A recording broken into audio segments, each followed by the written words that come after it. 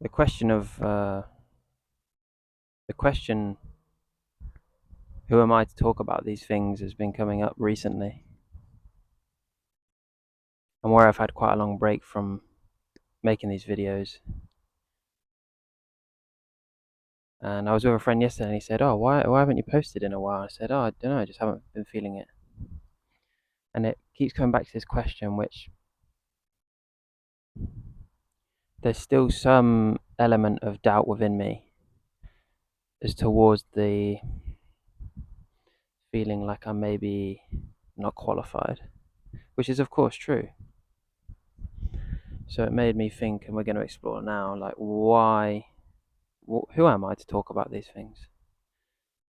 I think the simple matter, which we'll go into more and explore together, is I'm no one.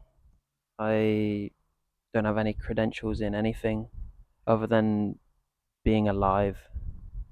I've lived here, and that's as much credentials as you need, I think, to talk about any of these matters. It doesn't take a genius to see the news and the horrors that happen across the world to see that it's an abomination the way that we treat other people. It doesn't take a genius to see the suffering that's happening and to see the complete insufficiency so far of us being able to solve it.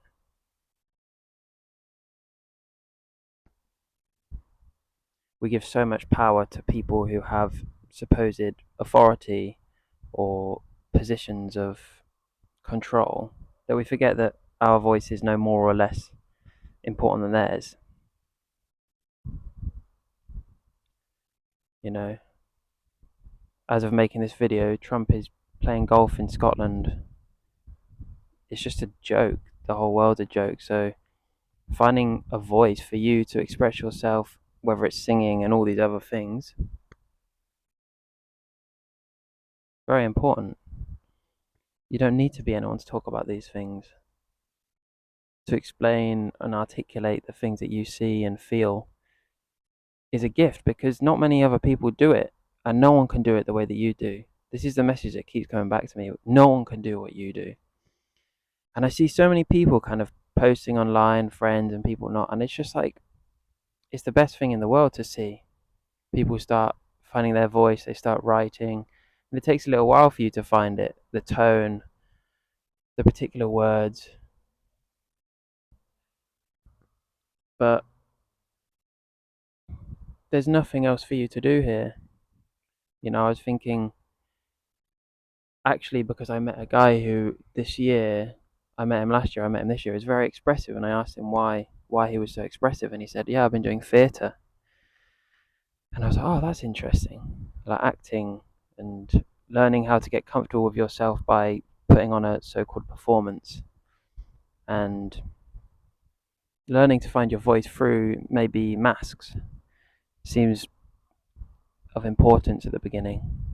Because I see now I can express myself quite openly and clearly when I'm here under a tree with some sheep in a field with no one else. But when I come into a room or a group of people, I find it very difficult.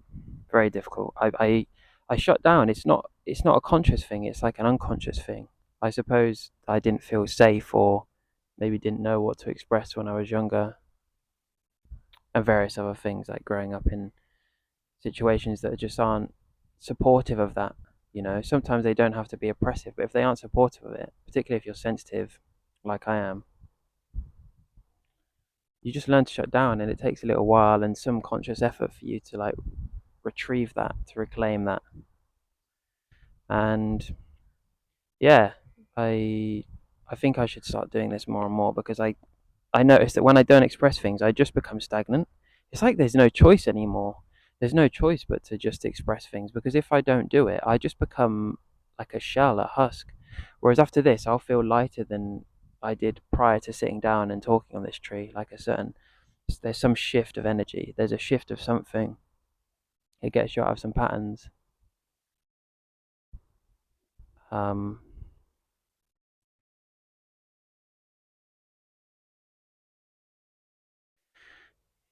I'm just trying to go back to the title of the question. Who am I to talk on these things?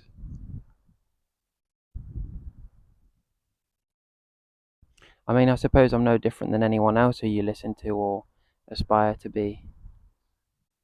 Why do you listen to anyone? Or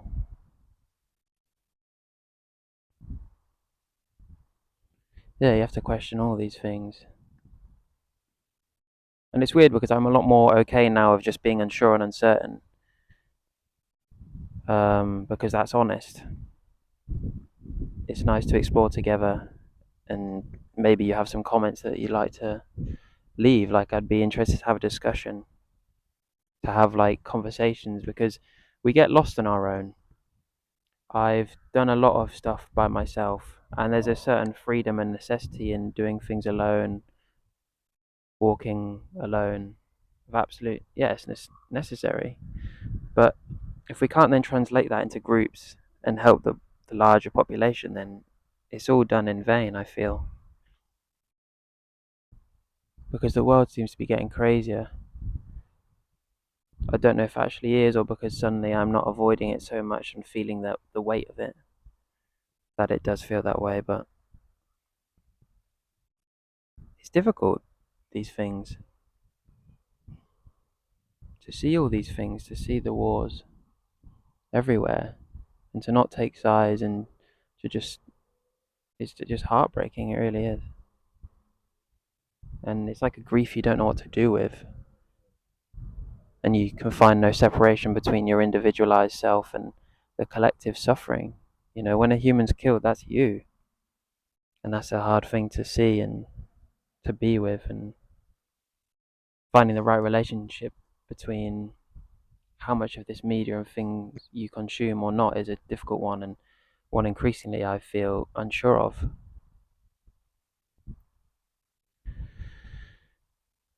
But I suppose there always has to be a wayfinder. There's someone has to express something. There has to be someone to lead the way. Not that you follow out of blind obedience, but you listen to and see the truth or hear the truth of what they're saying.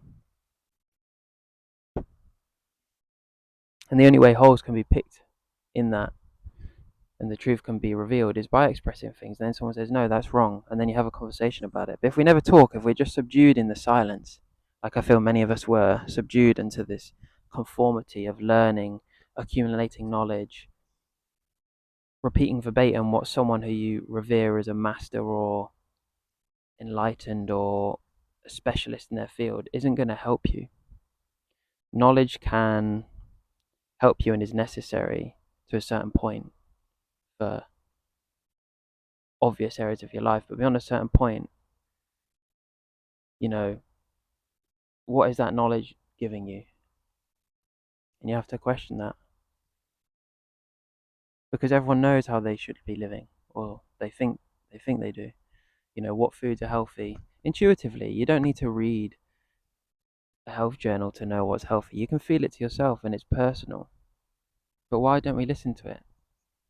Why don't I listen to it? And yeah, it's just these patterns, and sitting and feeling these things, and there's fears around this. And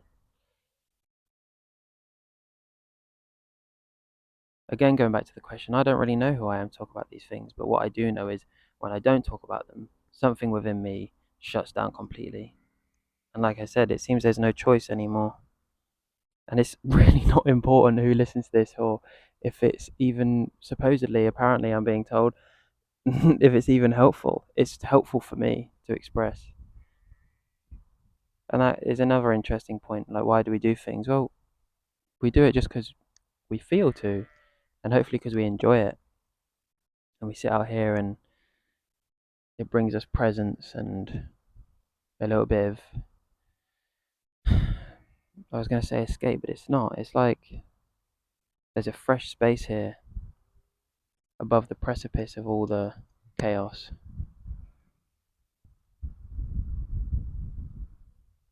It's not an escape to find a safe space to be.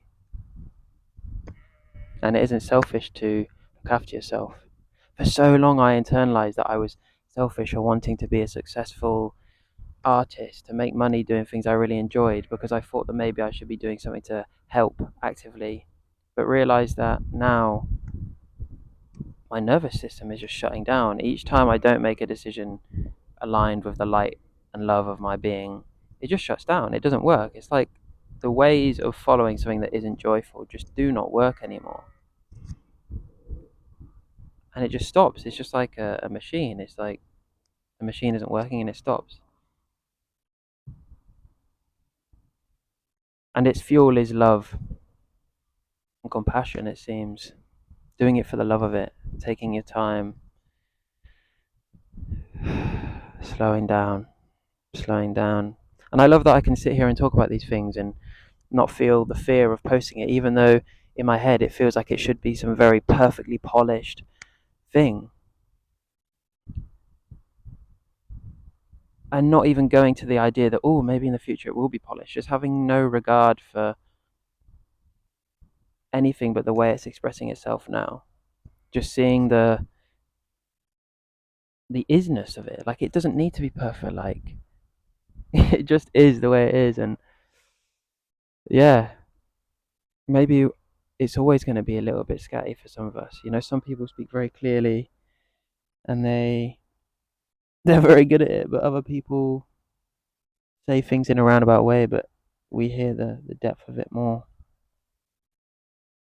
I don't know if you can see this little thing on my finger, but yeah, you gotta keep creating, you gotta keep finding your voice. And by voice, that could be anything. It could be the way you move your body, the way you write, the way you smile at a little child running through the streets. For all these things, becoming a whole being, learning to move your body in ways which are suitable for you, and eating foods that are suitable for you. There's no moral structure to abide by. There's just your own innate feeling. Like, and you feel it. Like, how does it feel when you walk, and where do you feel the most at ease? And following that, not avoiding it. Like, oh, we should focus on the things that are difficult. The most silly thing I've ever heard. Follow where it feels the lightest. Why do we have such aversion to this lightness? And it's funny because all these rambles I make, they're really actually deeply, I realize now, they're for me. And when I say me, I mean this being, but because it's for me, it's for you. And yeah, it's funny because the person who probably benefits most from watching these back is me. It's very funny, very funny. Uh, so yeah, that's kind of where I'm at, and that's I think all I need to say for now.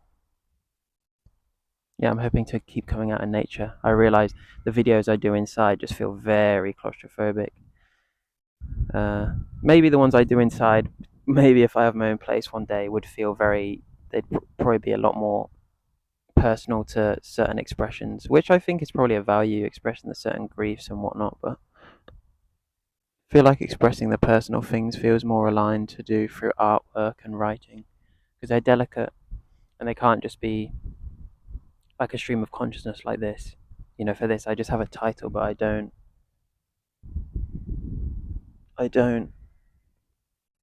have any notes, despite what other people may say. Maybe one day I will have some footers, but the idea of practicing to say what I'm going to say just feels a bit strange to me. For other things, yes, but for this, it seems not.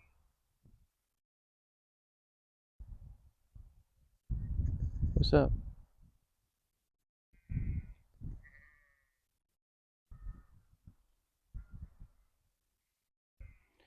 So, yeah, that's it.